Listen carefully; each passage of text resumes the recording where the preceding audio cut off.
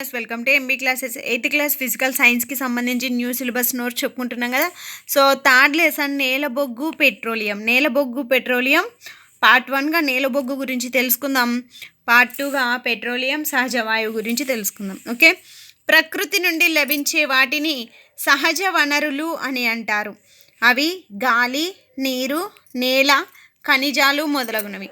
ప్రకృతిలో వివిధ రకాల లభ్యత దృష్ట్యా సహజ వనరులను స్థూలంగా 2 రకాలుగా వర్గీకరించవచ్చు. అవి తరగని సహజ వనరులు, తరిగిపోయే సహజ వనరులు.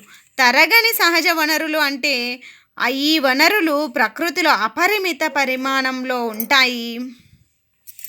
మానవ కార్యకలాపాల వల్ల ఇవి తరగవు. ఎగ్జాంపుల్ గాలి, సూర్యకాంతి లాంటివి. తరిగిపోయే సహజ వనరులు అంటే ప్రకృతిలో ఈ వనరుల పరిమాణం పరిమితంగా ఉంటుంది. ఇవి మానవ కార్యకలాపాల వల్ల తరిగిపోతాయి. సో బెస్ట్ ఎగ్జాంపుల్ అడవులు, వన్యప్రాణులు, ఖనిజాలు, నేలబొగ్గు, పెట్రోలియం సహజ వాయువు. ఓకే, జీవులు మృత అవశేషాల నుండి తయారయ్యే వాటిని శిలాజ ఇంధనాలు అని అంటారు. జీవుల మృత అవశేషాల నుండి తయారయ్యే వాటిని శిలాజ ఇంధనాలు అని అంటారు. బెస్ట్ ఎగ్జాంపుల్ బొగ్గు, పెట్రోలియం సహజ వాయువు. నేలబొగ్గు ఇది రాయిలా గట్టిగా నలుపు రంగులో ఉంటుంది. ఆహారాన్ని వండడానికి ఉపయోగించే ఇంధనాలలో నేలబొగ్గు ఒకటి. నేలబొగ్గును రైలు ఇంజన్లలో నీటి ఆవిరిని ఉత్పత్తి చేసి ఇంజన్ నడపడానికి ఉపయోగించేవారు. థర్మల్ పవర్ ప్లాంట్లలో విద్యుత్ను ఉత్పత్తి చేయడానికి ఉపయోగిస్తారు. పరిశ్రమలలో ఇంధనంగా కూడా ఉపయోగిస్తారు. నేలబొగ్గు యొక్క కథ ఏంటంటే సుమారు 300 మిలియన్ సంవత్సరాల క్రితం భూమి లోతట్టు చిత్తడి ప్రాంతాలలో దట్టమైన అడవులు ఉండేవి.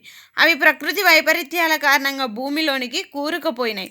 కాలక్రమేణా భూమి లోపల ఉండే అధిక పీడనం, అధిక ఉష్ణోగ్రతల ప్రభావాల వలన చనిపోయిన మొక్కలు నెమ్మదిగా నేలబొగ్గుగా మారాయి.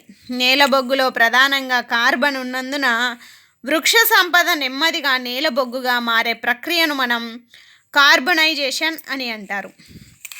జీవ పదార్థం అవశేషాల నుండి ఏర్పడినటువంటి నేలబొగ్గును శిలాజ ఇంధనం అని అంటారు.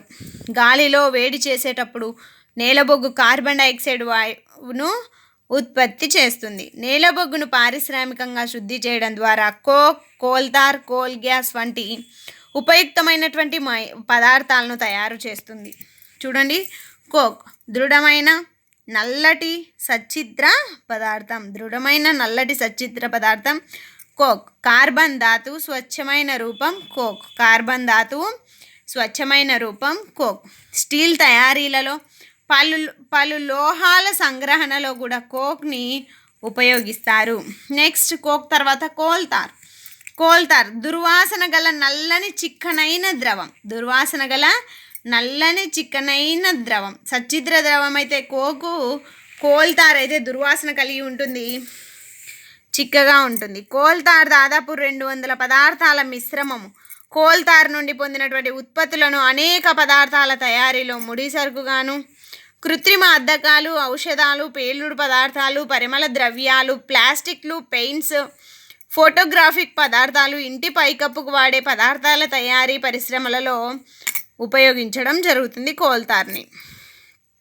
మాతులు, ఇతర కీటకాలను తరిమివేయడానికి ఉపయోగించే నాఫ్థలిన్ ఉండలు కూడా కోల్తార్ నుండి తయారు చేస్తారు.